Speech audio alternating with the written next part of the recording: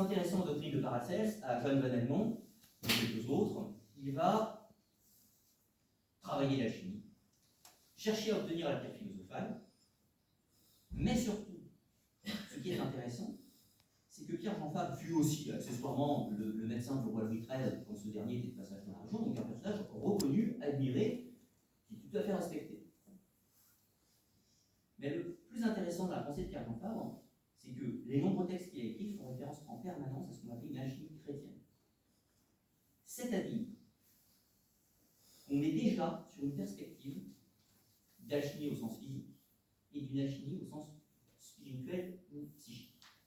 L'idée étant pas du tout d'obtenir la vie éternelle, l'optique étant pas du tout d'avoir la jeunesse éternelle ou quoi que ce soit d'autre, l'idée étant en fait de se transmuter soi-même, d'obtenir la santé du corps, bien entendu, par les chirurgies, etc., mais surtout de restaurer la nature spirituelle de l'individu. Donc, c'est assez intéressant. Alors Pierre-Jean Fabre n'est pas simplement oublié aujourd'hui, comme alchimiste, contrairement à Paracelse ou d'autres, néanmoins, c'est un autre. Donc ça m'intéressait dans le cadre de cette recherche.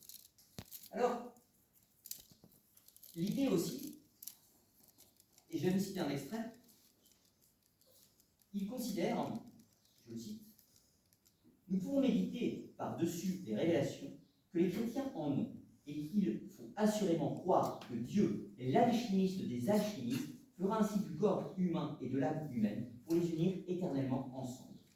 Donc on a l'idée, chez Pierre-Jean Fabre, aussi surtout, que la polarité homme-femme, tout ceci illustre en réalité un processus alchimique de la vie en elle-même, et que de ce fait, il faut restaurer cette unité perdue.